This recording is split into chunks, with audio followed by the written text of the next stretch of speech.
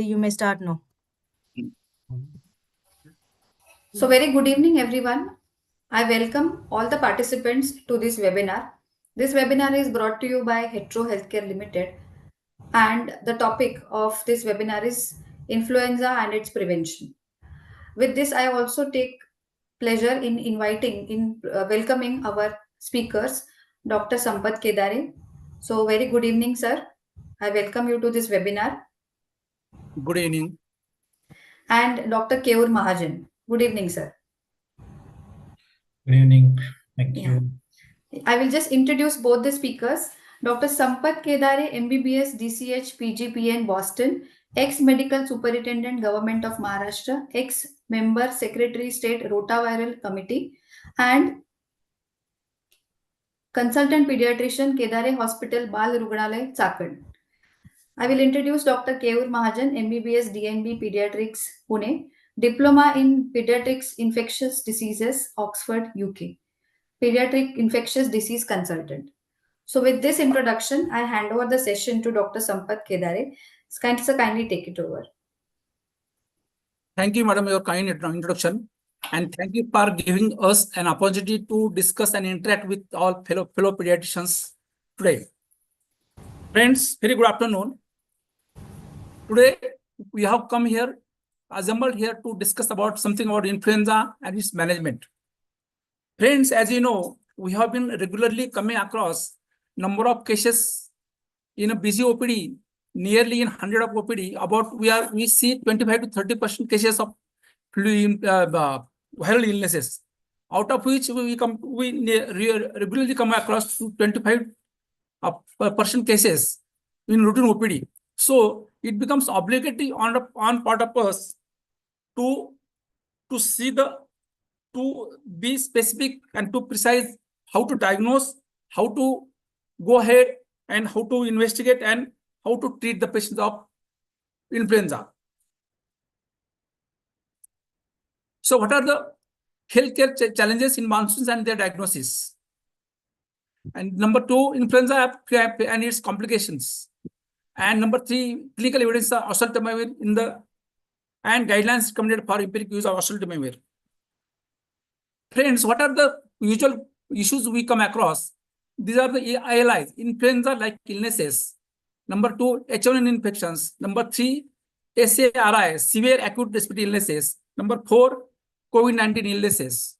You know, many times we come across the common presentation in all the viral illnesses. So we may not distinguish clinically what type of illness which are present.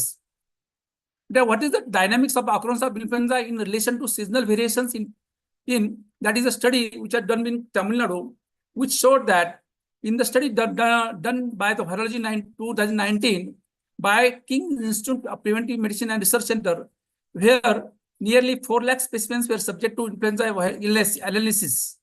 The duration of study was 7 years. So it revealed that influenza positivity started with the onset of monsoons and peaked during the monsoon months. So this is the proper time for us that we have been now facing monsoon season on a top priority in our area. Sir, excuse me. Pardon?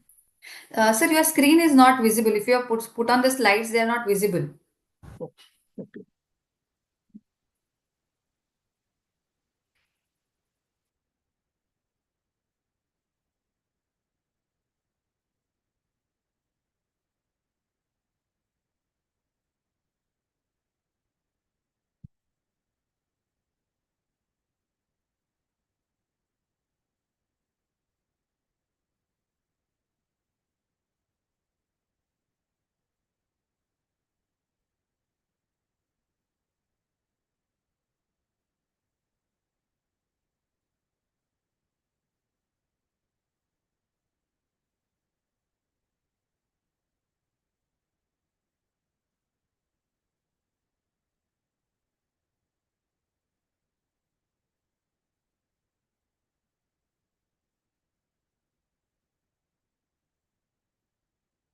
Is it visible, madam? Hello? No, sir. Okay. So this is the overview of influenza in India. as per case studies we have done, it's The revealing slides are still not visible, so they are not moving. Just first slide. I think slideshow is not being done. So if slideshow is not possible, just scroll down slides from this window. Now we can see. Yes. Can you see? Okay, thank you. Yeah, now we can see. Yes. Sorry for inconvenience. Okay. The influenza and its related deaths, which are revealing that number of cases what we present in, due to influenza, and there is a drastic increase in number of deaths, which is alarming in India. This is what the graphical representation shows to us. So influenza is one of the most common infectious diseases caused by influenza virus. It is highly contagious airborne disease that occurs in seasonal epidemics and manifests as an acute febrile illness. In routine OPD, we see so many acute febrile illnesses, of which influenza we should think on top priority. It can cause mild to severe illnesses. Serious outcome of influenza infection can result in hospitalization and death. This is very important. So we cannot neglect a case of viral fever in any case. So what are the types of influenza viruses? As we know, influenza A, B, and C, these are the viruses that we come across. Influenza A virus causes frequent epidemic due to minor antigenic variations and periodic pandemics also due to major antigenic variations. This is the peculiarity of influenza A virus because it has got chances and mutation, and there is antigen drift also. What is influenza B virus, which infect only in humans, cause local epidemics. Influenza C virus is usually less common in human. It is generally quite mild respiratory illness and are not thought to be cause of epidemics. Currently, we are circulating in human are subtypes A, that is H1N1, and subtype A, H3N2 influenza viruses. How the influenza flu virus transmits? It can transmit through many ways. People with flu can spread it to others up to the 6 feet away. Flu virus are spread mainly by droplets made when people with flu cough, sneeze, or talk. Thirdly, these droplets can land into mouth or nose of the people who nearby and possibly be inhaled into lungs. Fourthly, it can be transmitted by the contaminated table, contaminated napkins, contaminated hands and fingers. People should stay away from the affected persons and stay home if sick. It is also important to wash hands before and after the wash, so with soap and water. If soap and water is available, it's okay. If soap and water is not available, we should use our hand sanitizer. Most healthy adults may be able to infect the other people by beginning 1 day before the symptoms and develop up to there's a 5 to 7 days after becoming sick. This is very important. So transmission period and incubation period, that is we have to think over it very seriously. Children may pass the virus for as long as 7 days, longer than 7 days. So what is the symptomatic differentiation of influenza-like illness, H1N1 infects, SARI, severe acute respiratory illness, and COVID-19? As this table shows to us, what are fever, myalgia, cough, lack of energy, and sore throat. These are all common in all the viral illnesses. Breathlessness, in influenza-like illnesses, it may or may not be there, but in H1N1, SARI, and COVID-19, the breathlessness is commonly present. There is loss of smell in all except in COVID-19. Actually, there is loss of smell and loss of taste. It is also we have observed in COVID-19 period. Also, we have seen it. Diarrhea is not that common, but in influenza illnesses, some patient may present with diarrhea and vomiting also, rather than adenovirus, common in adenovirus, but this is also not uncommon in influenza-like illnesses. Headache is also there in all times, nearly, but in infants, the presentation may not be at that prominent as compared to others. So what are the emergency warning signs of these illnesses? In children, the presentation is classical, the fast breathing and trouble breathing, bluish in color, not drinking enough food, not waking up, not interacting, being so irritable that the child does not want to be held. Flu-like illnesses improve but may return to normal with fever and worsen the cough, and fever with rash. In children, what we like, I would like to add that, this usually the fewer cough coryza, so below the age of 2 years, fewer cough coryza, they are slightly predominant as a presentation. Then whatever we have mentioned. In case of adults, we come across that there is, along with this routine manifestation as fever, headache, severe body ache, severe malaise, there is difficulty in breathing and shortness of breath, pain and pressure in chest or abdomen, sudden dizziness, sudden confusion, sudden and severe person vomiting, flu-like symptoms that improve but then return with fever and worse with cough. So in addition to all of our signs, we get medical help right away for any infant who has any of these signs. Usually, what are the main signs? Being unable to eat, has trouble breathing, has no tear when crying, significantly fewer wet diapers than normal. Slightly there is diarrhea. This is very important. So what are the complications we come across? The complications are seen from different age group and different type of different patients. Sometimes at home, usually the kids are being managed by the relatives or parents or caretakers by just a symptomatic treatment. But yet initial phase, the parents may not bring the child on first or second day of illness or third day of illnesses. So we may come across various complications. What are the complications which are possible, which we have faced it? Complications are like pneumonia, bronchitis, ear infection, specifically otitis media. Number 3, worsening of the existing disease like asthma and COPD, acute respiratory distress syndrome, and sometimes we may come across death. I would like to add this: the complications are slightly more common in those kids who specifically below the age of 2 years, children having some comorbid conditions in the form of cardiac problems, congenital heart disease, or some respiratory problems in the chronic respiratory lung disease, including bronchial asthma. Number 3, sometimes some kids may have renal disease, for example, AGN or nephrotic syndrome or some other things. And some patient may have recurrent failure to thrive or recurrent immunodeficiency syndromes. In such kids, these are the complications are slightly more, and we have to be very vigilant, and we should be very much careful about these management, all conditioning all these things. So what I'd like to say is that what is the antigen variation? There is point mutation between in influenza A vaccine. So we have to be prepared that each and every time, each and every year, we have to think of changing the vaccine strain. We have to vaccinate the child each and every time and every drip. So what is as we come across, there is specific prediction of this virus to children below 2 years, cardiac renal problems, neuro problems, and in case of this is so we have to be prepared that the children may need admission and hospitalization. So why it is important that? Why it is important? Because the things are, if you diagnose the patient clinically properly, by taking the considerable of the seasonal prediction of the virus, so we have to be mentally prepared that this could be viral prodrome.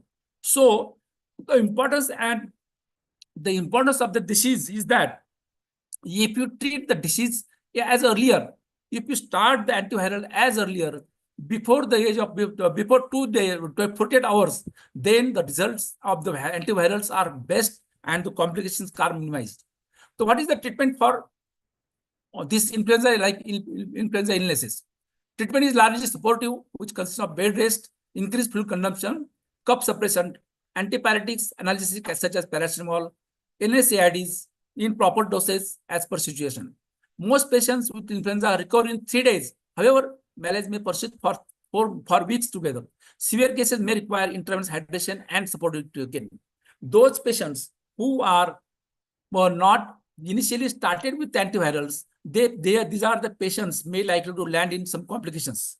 So what is our importance? What is our role is that we cannot investigate each and every child during our routine OPDs, because by the time to collect the patient sample for RT-PCR or some other things, it takes nearly 4 days for the report to come. Sometimes it may take time. So it is better not to wait, and we can empirically start antiviral, and which is really gives boosting, which is really best for the better recovery of the patient, and that is helpful to prevent further complications of the infection due to influenza.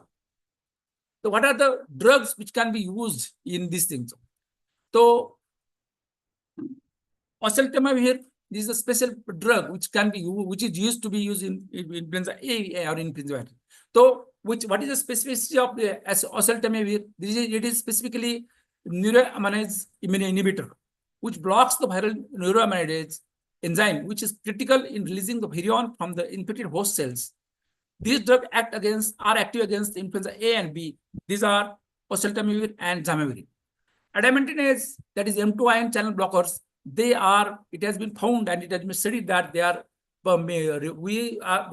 resistant drugs and they are not been helpful in treating this influenza. So it is better that we should not go for using amantadine or imantadine.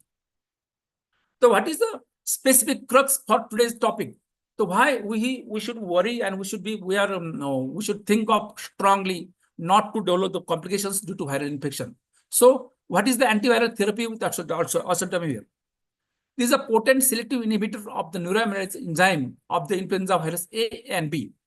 Oseltamivir is the prodrug which is converted to the active form, that is also oseltamivir carboxylate in the liver.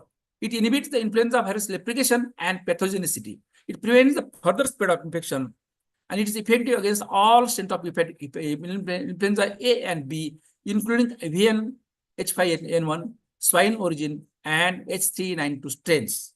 So this is the beauty of our management in the course of influenza, that if you start oseltamivir as earlier, within the 48 hours of the onset of disease, or no sooner the patient is seen to come to our OPD, because before coming the patient to our OPD, patient may take 2 to 3 days for to come. So what are the chances of that patient may have influenza-like illness? There is number one, seasonal predilection. Number two, there is family history of some member is suffering from influenza-like illnesses. For example, mother or parent or caretaker or some other kids in the family, they may be suffering from such illnesses. That's why this child is coming also with this illness. So this thing makes us that we should strongly suspect and we should strongly go ahead without waiting for the other treatment. Along with symptomatic treatment, we should not delay in starting with oseltamivir syrup or tablet. So this is a neuroaminase activity. As you know, how does this act? This oseltamivir specifically, it blocks it is a neuroaminase inhibitor. So there is no progression of the virus and there is no virion release. So the viral replication is halted with initially an early initiation of this oseltamivir. So it was the first oral neuroaminase inhibitor. Oseltamivir is approved in more than 100 countries, and it has been found that it is a wonder drug, and that is helpful. We have seen in our using it since so many years together. It has been found that it is helpful in giving dramatic result, and we need not add any other unwanted drugs like in the form of antibiotics or other things. Initially, if you started earlier, the most important thing that if you are late in starting it, we are not sure that prevention of complications are minimized with it or not. So it is better to start as earlier. So what are the doses which are to be followed in a proper way? In adults, the classical and standardization dose is 25 milligram capsule twice a day. In chemoprophylaxis, regularly BID twice a day. Number two, in case of the standard dose below the age of 2 years is 3 milligram per kg of dose. That is standard dose. There is no any below the age of 1 year. There is no any query about it. So children weighing in less than 15 kg, we have to give 60 milligram per day in 2 divided doses. That is 30 milligram was there. This is a chart of chemoprophylaxis. But in therapeutic doses or some treatment is that you said that number first table.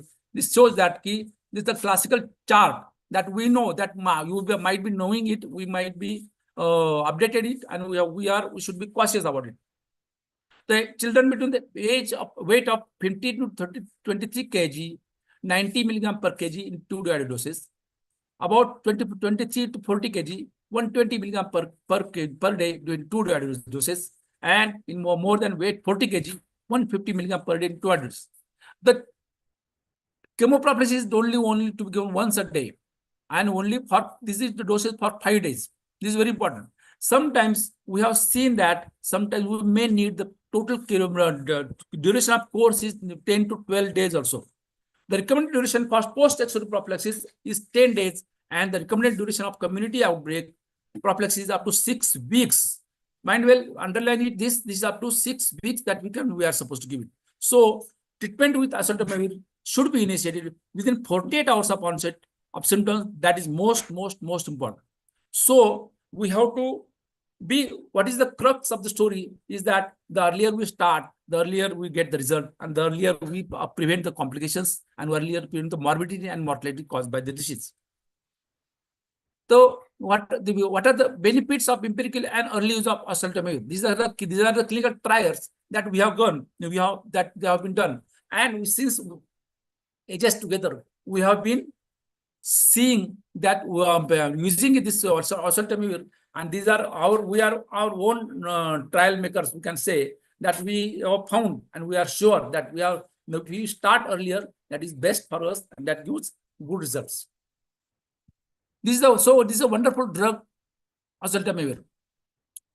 The 50-year-old farmer, I think, Keyur sir, are you going to go ahead with this? Hello? We will have pediatric cases later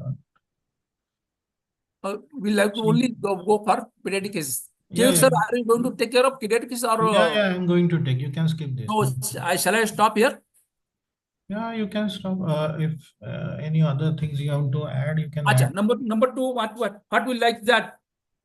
I will like to this. What are the complications that we come across? Complications specifically are otitis media is very common in post-influenza. Number two, pneumonia is also common. Number two, thirdly, myoglobin is also seen. We have seen extrapulmonary complications are acute renal failure, myocarditis, sepsis, GBS. We also seen encephalitis also we have come across, and exacerbation of bacterial infections. These are the complications which are supposed to be we should be conversant. And what are differential diagnosis? Different adenovirus, these viruses that present with like this: RSV, adenovirus, parainfluenza virus. So all these infections, all these viruses, they can come with like this only.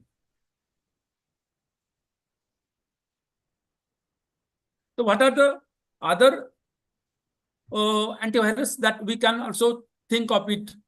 So oseltamivir is the best drug, wonder drug. Number two, zamavir also there. Inhale zamavir. That is to be given once a day. Number three, baloxavir, more than about 10 kg, 10 years of age, which are to be given only once a day. So the results are best with these medicines if we start within the 48 hours of the onset of illness. And along with that, we should always give the supportive care in a proper way so as to prevent the complications. So what is the coverage rate? The most important thing that we have been reviewing influenza vaccinations. So why and how?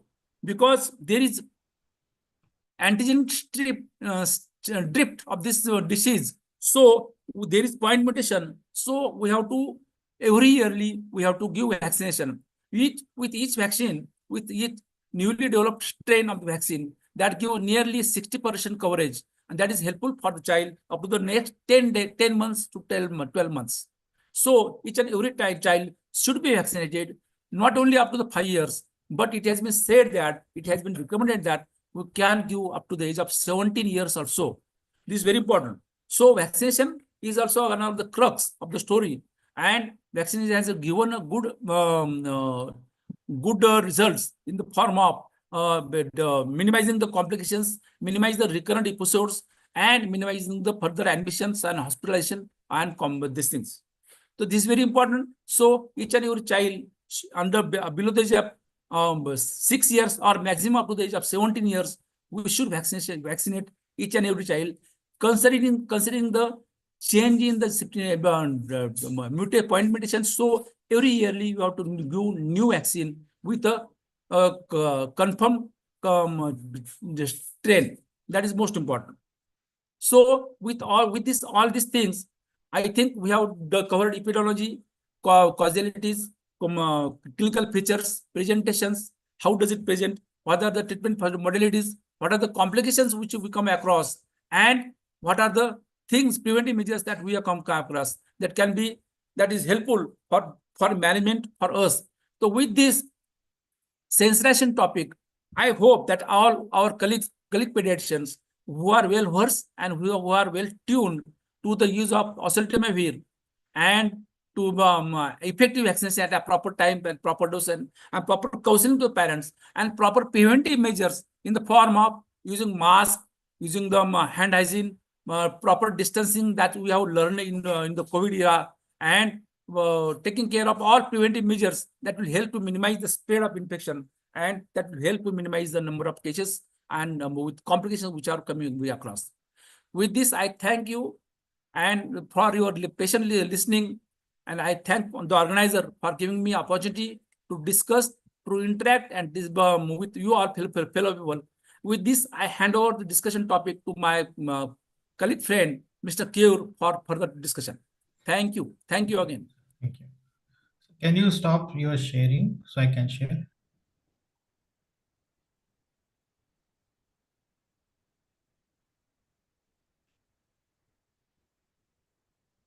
Thank you, sir.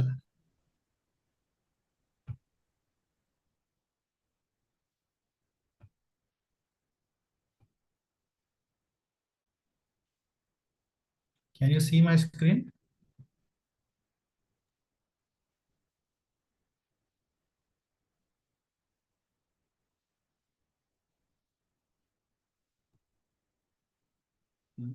Can you see the screen? Yes, I can see. Yes.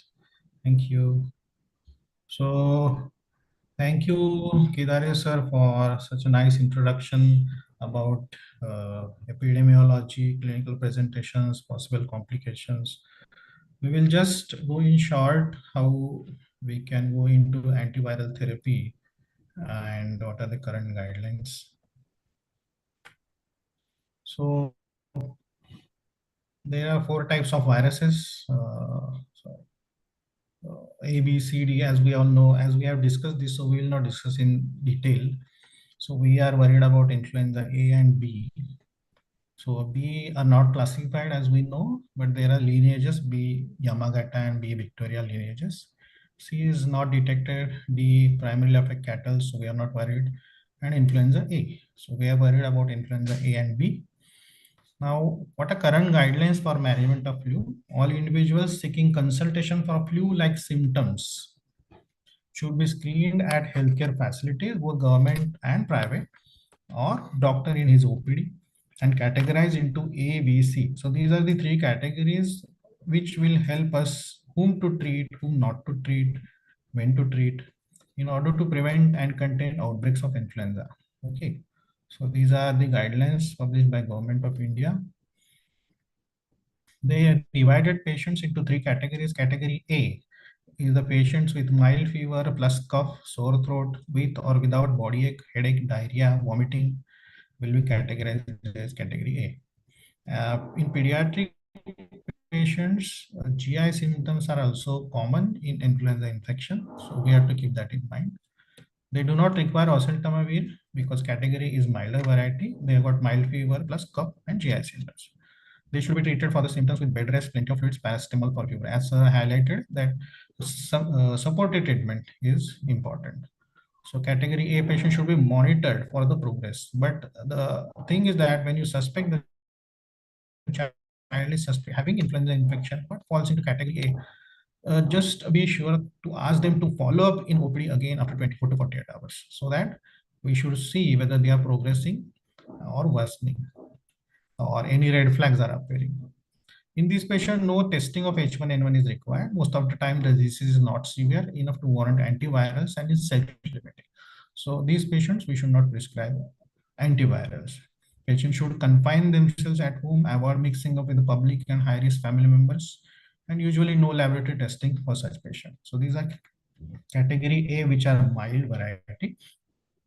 Then comes category B. Category B, in addition to all the signs and symptoms mentioned under category A, as we see mild fever, cough, cold, GI symptoms, but if there is high-grade fever with severe sore throat, uh, those patients will require home isolation and oseltamivir. As sir have already told that when you suspect influenza, it's better to start oseltamivir or any antiviral, what you think, as early as possible. They are most useful when started in 48 to 72 hours.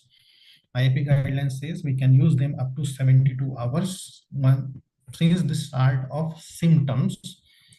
When used within this time span, they are most useful for the patient also and for preventing the spread of the disease also. So in addition to all the signs and symptoms mentioned in category A, individuals having one or more of the following high-risk conditions should be also treated with oseltamivir. If the children with mild illness but having predisposing risk factors, pregnant women, person ages 65 years or above, patients with lung diseases. So even though the child is having mild category A symptoms, but he is having chronic lung disease or having chronic heart disease, liver disease, kidney disease, blood disorder, diabetes, so immunosuppression. So those patients should be started with oseltamivir. We should not wait them for going to category B. Sorry. So even in category A, we can start, but with high risk patients on long-term cortisone therapy. And these patients should be investigated, such as rapid influenza diagnostic tests are available, RT-PCRs are available. And nowadays, a post-COVID era, RT-PCRs are easily available, and the results are also the very fast turnover time. We get the results very next day also. So most of the labs are now equipped to carry out RT-PCR because of the post-COVID era. So antiviral should be started soon, as discussed, preferably within 48 hours. So this is category B. Now comes the category C. In addition to the above signs and symptoms of category A and B, if the patient has one or more of the following, like breathlessness, chest pain, drowsiness, fall in blood pressure, sputum mixed with blood, fluid discoloration of nails, that is cyanosis, that is hypoxia. So these patients should be straight away admitted, not to be treated on OPD basis. Children with influenza such as illness who had severe disease manifested by the red flag signs like somnolence, high persistent fever, inability to feed, convulsions, shortness of breath, difficulty in breathing, worsening of underlying chronic conditions. All these mentioned in category C require testing, immediate hospitalization, and treatment with antiviral. So these are the three basic categories. To summarize them, category A, the treatment should be home isolation, bed rest, plenty of fluids, paracetamol for fever, no need of testing. Category B, above, plus antiviral preferably within 48 hours. Testing may be done on OPD basis. And category C, testing should be done immediately. Hospital admission is needed, antivirals and other supportive treatment is needed. Now, these are the different influenza drugs, as sir has discussed already. Neuraminidase inhibitors, CAM-dependent endonuclease inhibitors, and adamantins. And these are the different usage of the drug. The chart is very complicated. We're not going to it. So after adamantins, sir has told, amantadine and rimantadine. Nowadays, we don't use them because they are actually not effective against influenza B. They are active against only influenza A. But now currently recommended for use, not recommended because they have widespread antiviral resistance for adamantins. So we don't use adamantins nowadays. So these are out of use. Then CAP-dependent inhibitor is oral levofloxacin. It is potent and selective inhibitor of CAP-dependent endonucleases, but it is US FDA approved drug, more than 12 years of age, but not approved in India yet. So we again don't use it. Then peramivir is also available. It is IV drug approved by FDA for treatment of acute uncomplicated influenza within 2 days of illness and people between 6 months and older. Administer IV and the dose is 12 milligram per kg single dose, more than 13 years, 600 milligram.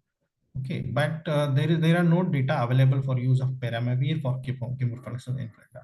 So that drug available in India, but still not that common use because oral drug is easily available. Zanamivir is also again done. It is approved for treatment of flu in children 7 years and older. Not recommended for using children with underlying respiratory disease, including those with asthma and chronic lung disease. And it is available in inhaled formula and to be taken by special inhaler like called disc inhaler. But all these drugs we don't use. What we are concerned with are is oseltamivir, a neuraminidase inhibitor, most widely used and abused, I can say, antiviral. So we should know when to use, when not to use. Sir has already mentioned dosages. Just want to mention that this is IP standard treatment guideline chart. Less than 3 months, dose doesn't depend on weight, or sorry, less than 1 year. So the dose should be calculated according to charts given. Less than 3 months, 12 milligram per dose, 3 months, 25 milligrams. So these are the IIP standard treatment guidelines. It is available. So whenever patient comes, you can keep this chart with you and just go according to the weight.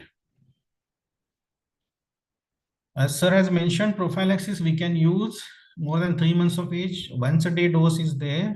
And for 7 days, some guidelines say extend up to 10 days also. For treatment, any age, we can use doses twice a day and duration is 5 days. So difference between prophylaxis once a day, treatment twice a day, treatment any age, prophylaxis more than 3 months of age, and duration also is more in prophylaxis. And treatment part average 5 days. Some people use for extended duration also 7 days, 10 days whenever needed. But average treatment for oral oseltamivir is 5 days. Adverse reactions generally well tolerated. GI side effects may increase, transient nausea, vomiting may increase with increasing doses. Occasionally may cause bronchitis, insomnia, vertigo, abdominal pain, epistaxis, etc. Okay. So these are the IDSA guidelines. In the setting of institutional outbreak, antiviral chemoprophylaxis can be used for 14 days or for 7 days after the onset of symptoms of the last infected person. So basically, oseltamivir can be used as a chemoprophylaxis also. We should keep in that mind also. Now we will go to the cases. We will discuss in short. This is the case 1. A 2-year-old child present with sudden onset of fever, 104 degree, cough and lethargy. Okay. This is the common scenario what we get in our OPD nowadays, because now the rainy season has started, the viral season has started. And so this is the most common case we come across. 2-year-old child, sudden onset of fever, cough, lethargy. Examination reveals red throat, clear nasal discharge, scattered bronchi on lung auscultation, and the child also has some vomiting and diarrhea. So more than 2 mucosal membranes are involved. So this is viral infection associated with nasal discharge, bronchi, vomiting, diarrhea. So does it fit, does this fit into influenza-like illness? If yes, in which category does this child comes, and how we should initiate treatment? So Kedare sir, can you have some comment on this?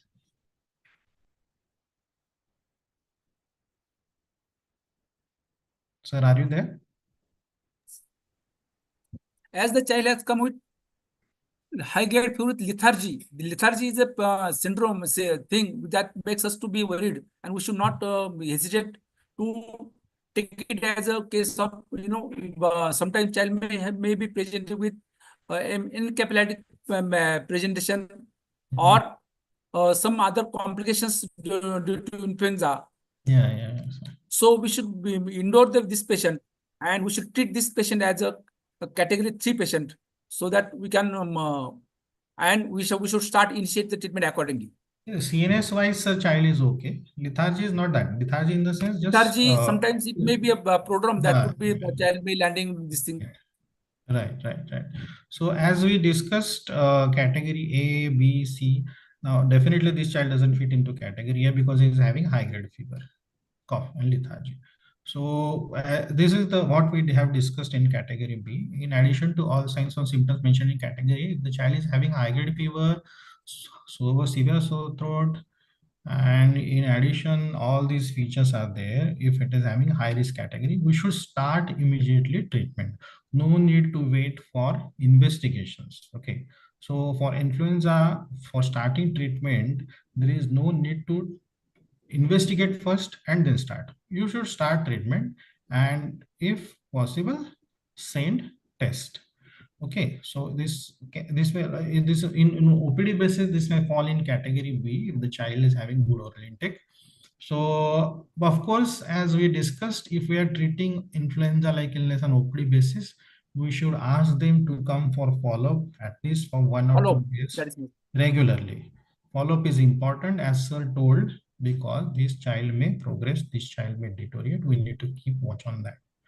But we should start antivirals, because what is the importance of starting antivirals? They are effective when they started within 48 to 72 hours. If you start late, then they are not that much effective. There are randomized controlled trials on the effectiveness of antivirals and started on day of illness, and they have found that when they have started within 48 to 72 hours, they are most effective. So if you are suspecting, do start. You can send investigations, but don't wait for investigation if you are suspecting. So start with antiviral should be started soon, preferably within 48 hours. I will Keyur sir, I would like to add this one more thing. Sure, sir. Only Yes. presentation of only child with if the child has got underlying illness, we have to investigate. We have to take history, detailed examination, and we have to go ahead whether it's a simple case of viral infection or has comorbid situation are there or not. So Yes. that will make us to differentiate. So your voice is Because below breaking. the age of 2 years, the chance of below the age of 2 years, interconnection. Below the age of 2 years, chance complications are slightly more. Yes. So we have to anticipate. We have to follow the child rigorously Yes. and very So daily keen and monitoring is important. specific observation. Yes, yes, sir. Sure, sure, sir. Sometimes I I'm ask sure we are them to getting it. come in the morning, evening also. If they don't want to get admitted, we are starting antiviral. I ask them to Exactly. come in the morning OPD and evening OPD also. So if we are doubtful, we should have a vigilant watch on them. Yes. And we should write it on paper also, because sometimes Exactly. parents refuse to We are admit. playing with the red card because we should not take it on a light Yeah, mode. yes, yes, yes, sir, definitely, sir. That is most important. Yes. So coming to our second case, a previously healthy 8-year-old boy was brought to our institute with moderate fever, cough, and occipital headache since 5 days, and one episode of generalized tonic-clonic convulsion associated with fever just before admission. Immediately after admission, he developed right-sided focal convulsions, which were controlled with intravenous midazolam. On admission, of febrile, blood pressure stable, heart rate stable, respiratory 24, saturation 97 on room air, BSL 96, GCS 10 by 15, pupils 2 millimeter bilateral reactive, and terminal neck stiffness present. So rest examination was non-contributory. So based on these findings, we definitely can say the child is having some encephalitic component, because the brain is involved, because he's having generalized tonic-clonic convulsions associated with fever. And the GC is also low. So this case falls into category C, because as we have discussed, what is category C? The routine hemogram, blood gas, serum electrolytes were normal. CT brain showed ill-defined hypodensities in the subcortical white matter. In the posterior parietal lobes, bilateral suggestive of encephalitis. Lumbar puncture showed 40 cells, proteins were 48 milligram per deciliter, glucose 71, no organism seen on gram stain. A chest X-ray revealed small focal consolidation in the right lower zone. So based on these findings, this can be any viral encephalitis. We cannot pinpoint this to any certain virus, but during influenza season, we should keep in mind influenza virus can also present with such a severity, because whenever viral encephalitis child comes with viral encephalitis comes to us, we have certain viruses in our mind that these viruses are the common, like herpes simplex or other viruses, enteroviruses, which are commonly causing encephalitic like picture, but we should keep that in mind also. So clinically, okay, so clinically, in addition to the as what we had discussed in category C, in signs and symptoms of A and B, if the patient has one or more of the following, like breathlessness, chest pain, drowsiness, here we have drowsiness, fall in blood pressure, sputum mixed with blood, Lewis distillation of illness, and red flag signs like somnolence, high persistent fever, inability to breathe, feed well, convulsions, shortness of breath, difficulty in breathing. So all these patients with influenza-like illness and these red flag signs, we should immediately admit. No OPD-based treatment, immediate investigations and immediate admission, hospitalization is needed. Okay. So in this patient, nasopharyngeal aspirate was tested for RT-PCR and it came positive. Why we send nasopharyngeal aspirate? First and foremost, because this patient came during the peak of influenza season. Second thing, on X-ray, there was certain consolidation findings were there. Third, the overall picture was of viral origin, not of bacterial origin. CSF, as we saw, it had 40 cells, proteins were low. So picture clinically was more of a suggestive of viral encephalitis. So we suspected, along with other viruses, we should also look for influenza. But nasopharyngeal aspirate came positive, but CSF was negative, H by H1N1 by RT-PCR.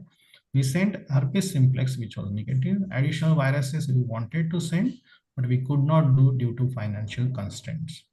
So what this case is, what we want to highlight through this case is that influenza just don't present in our OPD like an risk of cold fever, high grade, or LRTIs or diarrheas. Influenza can present as a CNS case also. So we have to keep in mind any viral encephalitis patients, we should keep a differential of influenza virus while investigating, because the treatment is very easy, and if started very early, we will get a good results. So we started with broad spectrum IV antibiotic, oseltamivir and acyclovir. We started with antibiotic and acyclovir initially because we were not sure what it is, because the results were not yet available. But EEG showed evidence of focal swelling, sharp activity on left centroparietal region. But when we started with IV antibiotic, oseltamivir, acyclovir, the sensory improved after 48 hours. There were no further seizures. Okay, so that is the magic of antiviral medication if given properly. We discontinued acyclovir. We continued with oseltamivir for 5 days. He was discharged after 10 days of hospitalization. So as we discussed on OPD basis, if oseltamivir started within 48 to 72 hours, it is very useful.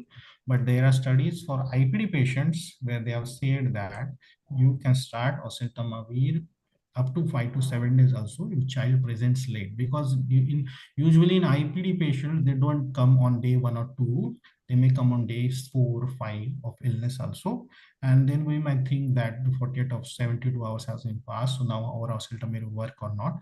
But yes, in IPD patients, they have got studies where they have shown that oseltamivir can be used up to 5 to 7 days after start of illness. So do start oseltamivir in your IPD patients when you are suspecting influenza-like illness. Third case, I will just discuss orally, not the case, but scenario. Here was a twins. The twins were 3-year-old twins who came to my OPD with complaint of fever, high grade on day 3rd and day 2nd. Sorry, not in my OPD, in one of the person's OPD on day 2nd. and he had influenza-like illness presentation of fever, cough, cold, and everything. The symptomatic treatment was started, but oseltamivir was not prescribed. And on day 3rd and 4th of illness, grandparents came to see those kids because they were ill. So grandparents came from the hometown to see those kids. And by the end of day 5 or 6, the fever of those kids subsided. But grandfather got ill and he progressed to severe pneumonia, got admitted, got intubated. And when we sent they sent bronchoalveolar lavage of that grandparent, it came positive for influenza H1N1.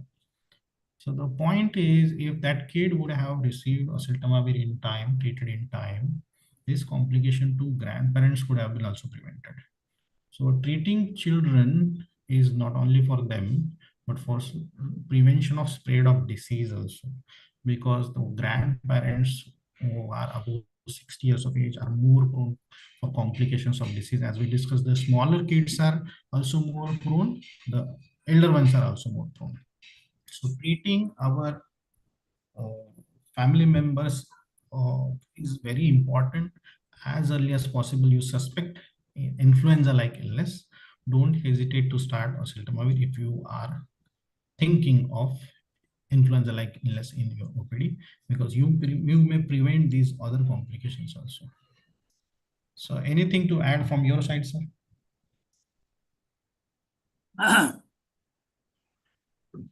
Nicely presented cases, Dr. Keyur sir. It was a very interactive and very nice session. One thing that I would like to add, whatever we have done, one, if there is a family member, is suffering from diagnosed case of influenza-like illness, so it is always better to start prophylactic treatment to the family, so that will help to prevent further complications in the family also. Yes, yes. Especially elder ones, that it's very important. Yeah. So isolation and exactly. All preventive protocol that should be followed scrupulously. Yes. And along with that, those kids who are age group of less than 5 years, they should be vaccinated properly before time, during each and every, before starting each and every season of monsoon. Yes. Effective vaccination is the crux. And secondly, the earlier on administration of oseltamivir at least to high risk class of patient. So that will be helpful to prevent further complications. That will help to minimize the morbidity and mortality. Yes, yes, yes, sir. What we see in our OPD, we see, as we all discuss and all we know that almost 60 to 70% of patients what we see in our OPD are in respiratory conditions are viral only. They are not bacterial origin. Exactly. Okay. So, but the things happen opposite. The 60 to 70% of prescription contain antibiotic rather than actually that is so, we have been being sensitized about the rational antimicrobial therapy. Yes, but only pediatricians are getting sensitized. What about those chaps who are not supposed to use it and who are using it rampantly? We don't any hold as IMA or IAP, and that is a crux, that is a major hazard for us, and that is a national level hazard that we are facing in future also. Yes, sir. Yes, sir. So for our audience, we just want to emphasize that. Please have interaction, audience, please. Yeah, yeah. Samriti madam? Sir, audience will not be able to interact now. Okay. Because it is, yeah. Thank you, ma'am. Thank you for giving us opportunity. Thank you, Keyur sir. Thank you. Yeah. Thank you. It was really a very informative session. Thank you, both of the speakers, Dr. Mahajan and Dr. Kedare. Excellent. And actually, there were a few questions like how do we differentiate between when to start an antiviral, when to start an antibiotic, and the symptoms of which they need to observe and differentiate between a virus or a bacteria. So most of the points are covered over here. Anything we want to add, madam? We have no, sir. No, sir. All the points are covered. Yeah. Okay. Thank you, ma'am. Thank you. Thank you very much. Yeah. So thank you, sir.